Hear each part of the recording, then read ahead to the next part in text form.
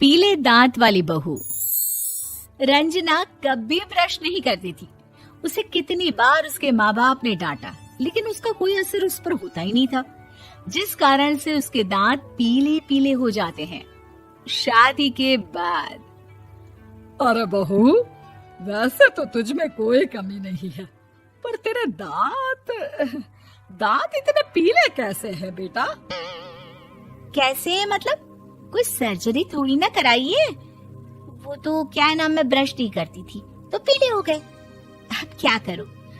आप कहें तो लाल करवा लूं या फिर काले? यार ये क्या है, क्यों माँ से लड़ रही हो? लड़ रही हूँ?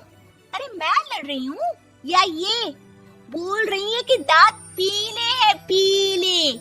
अरे तपस्या थोड़ी ना की है इन्हें पीले करने के लिए। बकायदा ब्रश नहीं किया है 20 साल तक, तब जाकर। छी, कैसी बात कर रही हो? ये उस वक्त तो पीले नहीं थे जब हम लोग तुम्हें देखने आए थे। अरे तब साफ करवा लिया होगा डेंटिस्ट के पास जाकर। अब देखो कैसे पीले पीले लग रहे हैं। रंजना सास की तरफ गुस्से से देखती है। फिर शुरू हो गई पीले पीले पीले। अरे पीले तो तब भी थे जब मेरे हाथ का रसगुल्ला उड़ा उड़ा कर खा रही थी और बोल रही थी, लड़की नहीं गुणों का खजाना दे रहे भाई साहब आप। खैर, अब वो लोग करते भी तो क्या करते, पीले दांत वाली बहू पल्ले पड़ी थी तो झेलना तो था ही। एक दिन कीर्तन में रंजना गाना गा रही थी। अरे कमला बहन, माँ का द्वार है, यहाँ तो सब शुद्ध होकर आते हैं, फिर अपनी बहू को ब्रश भी नहीं करवाती तुम। दूर से पीले पीले दांत भक्ति में बाधा उत्पन्न कर रहे हैं। और कोई 2 साल के बच्ची थोड़ी ना लेकर आई हूँ मैं बहू बनाकर। अच्छी खासी लड़की है, अरे कैसे करवाऊं ब्रश? ये तो उसे खुद करना चाहिए ना। अब माँ बाप तो इसके जैसे तैसे निपटा दिए, ये नहीं सोचा कि सास कैसे संभालेगी। सास बहू को लेकर घर आ जाती है, लेकिन सोच लेती है कि अब इसे लेकर कहीं नहीं जाएगी। अगले रोज बहू कहती है, अरे क्या हो गया, मंदिर नहीं जाना क्या? कीर्तन का वक्त हो रहा है। मेरी मधुर वाणी से कान्हा जी जागते हैं और सोते हैं। आप तो जानती है ना उनकी भक्ति में कितना मन लगता है मेरा। वो क्या है ना, तबीयत ठीक नहीं लग रही है मेरी, आराम करूंगी मैं। तबीयत ठीक नहीं लग रही? अभी तो मिथुन के गाने पर नाच रही थी आप, और अब बोल रही है कि तबीयत ठीक नहीं लग रही। अरे भक्ति में मन लगा लो सासू माँ, ऊपर जाना है, क्या मुंह दिखाओगी आप? हाँ? सास को बहू की बात पर गुस्सा आ जाता है। मैं क्या मुंह दिखाऊंगी, इसकी चिंता तो ना कर, समझी? अपने मुंह की चिंता कर, जो ये पीले पीले दांत लेकर हर जगह पहुंच जाती है। पता है लोग कितना मजाक बनाते हैं। ना जी ना, मैं नहीं जाना कहीं तेरे साथ। तो ये बात है। कोई ना, मत जाओ, मैं अपने कमरे में ही बैठकर भक्ति कर लूंगी। ऊपर वाला दांत थोड़ी ना देखता है, मन देखता है, भावना देखता है।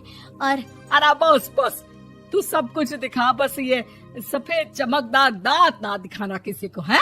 जा यहाँ से।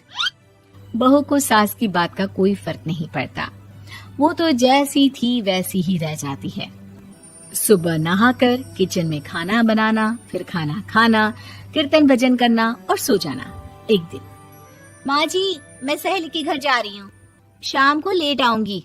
हाँ, तो जाना, मैंने कौन सा तेरी आरती करनी है घर पर बैठकर। रंजना सहेली के घर जाती है, जहाँ वो पार्टी में जाने की तैयारी कर रही होती है। अरे शिखा, कहाँ जाने की तैयारी कर रही है? मैं गलत वक्त पर आ गई क्या? अरे नहीं यार, उल्टा सही वक्त पर आई है। मैंने ये साड़ी और ज्वेलरी निकाली है यार, शाम को इनके ऑफिस की एक पार्टी में जाना है।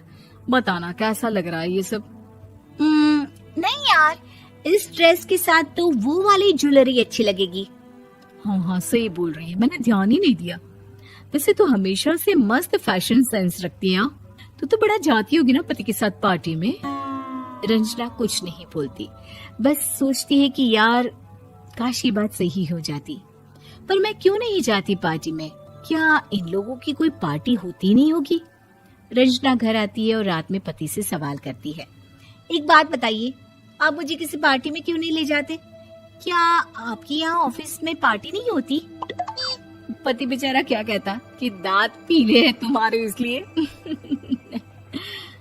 अरे कोई पार्टी होती नहीं हम लोगों के ऑफिस में, तो कहाँ से लेकर जाऊं? और मार्केट, मॉल, कहीं वीकेंड घूमना, कहीं तो। अरे यार सारे हफ्ते में एक छुट्टी मिलती है, तो सोचता हूँ कि आराम ही कर लूं। क्यों? रंजना मन मार के रह जाती है। पहले कभी सास के साथ मंदिर जाया करती थी, लेकिन वो भी सास ने ले जाना बंद कर दिया। घर बैठी बैठी रंजना बोर हो जाती है। तभी उसे आइडिया आता है और वो मायके जाने का सोचती है। सासू माँ, 2 दिनों के लिए मम्मी के घर जा रही हूँ। अच्छा अच्छा ठीक है, आराम से जा। और हाँ, माँ से कुछ अच्छी आदत सीख कर आना कि कैसे शरीर के हर भाग की तरह दांतों की सफाई भी जरूरी होती है, समझी? शुरू हो गई ना आप। वो लोग आपकी तरह नहीं है कि छोटी छोटी बात का बतंगड़ बना दे। उन लोगों के लिए मैं मायने रखती हूँ, ना कि मेरे पीले पीले दांत। रंजना माँ को बिना बताए उन लोगों को सरप्राइज देती है, लेकिन जैसे ही वो दरवाजे पर पहुंचती है, अंदर देखती है कि घर वाले कहीं जा रहे होते हैं। अब माँ, काश रंजना दीदी के दांतों वाली प्रॉब्लम नहीं होती, तो वो भी हम लोगों के साथ चलती ना बुआ जी की बेटी की शादी में। हाँ बेटा, लेकिन अब उसे कौन समझाए कि उसको उसके पीले दांत नहीं दिखते, लेकिन उसके आसपास के लोगों को कितना एम्बैरेसिंग फील कराते हैं।